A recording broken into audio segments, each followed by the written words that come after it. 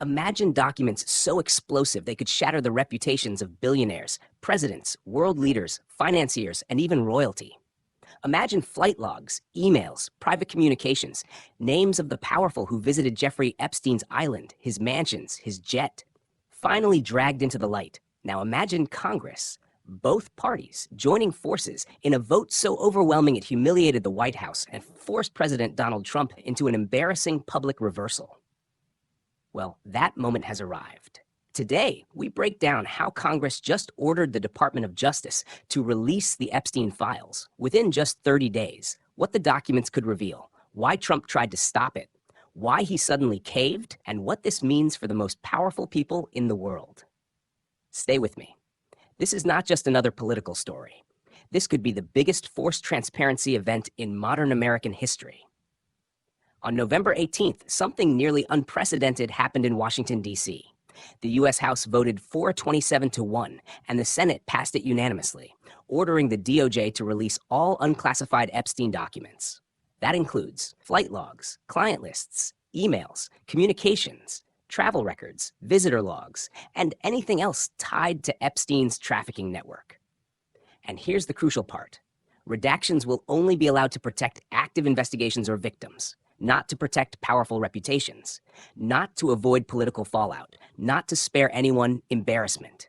Congress basically said, if Epstein was connected to you, the public has the right to know. This is the first time in U.S. history that both parties united to force the DOJ to reveal information that could implicate its own political class. Before the vote, Trump dismissed the entire effort as an Epstein hoax. He wanted Republicans to drop it, claiming Democrats were weaponizing it to target him, even though the legislation applies to everyone, no exceptions. But then something shocking happened. Hack his own base turned on him, and the loudest voice wasn't a liberal commentator. It was one of his strongest allies, Repentor Marjorie Taylor Greene. She publicly accused Trump of opposing transparency, betraying the MAGA movement, and protecting the same system he promised to drain. Survivors of Epstein's abuse, many of them Trump voters, stood beside her. They told the world, this has become a national embarrassment.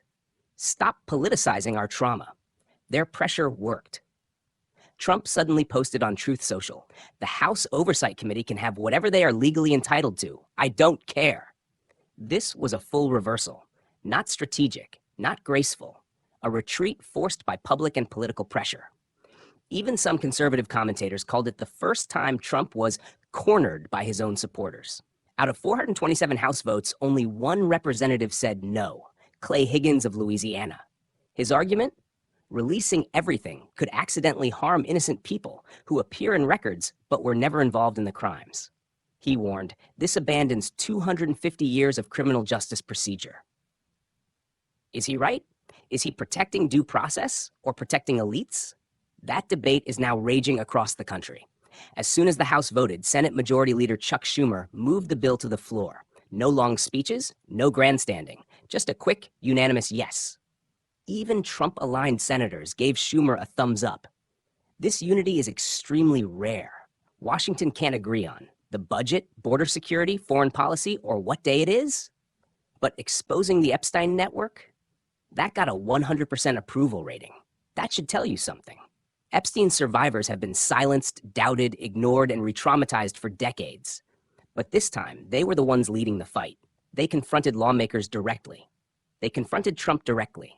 They confronted the media directly. One survivor said, "We are exhausted from surviving the trauma and then surviving the politics."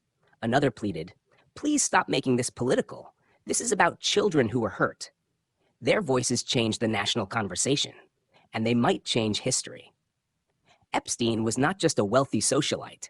He had ties to former President Bill Clinton, President Donald Trump, Prince Andrew, tech billionaires, Wall Street giants, academics, scientists, foreign intelligence agencies, and possibly more world leaders than we even know today. When earlier files were unsealed in 2024, they triggered Prince Andrew's forced removal from royal duties, lawsuits against major financial institutions, international investigations, new scrutiny on intelligence ties, And those earlier releases were a tiny fraction of the full archive. What comes next could be seismic. This is the big question. Historically, the DOJ has slow-walked, delayed, fought, and redacted nearly every Epstein document request, even under Trump's presidency.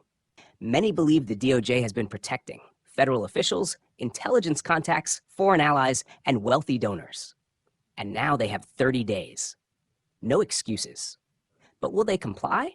Or will they reshape the definition of unclassified to avoid embarrassment? This may become a major constitutional showdown.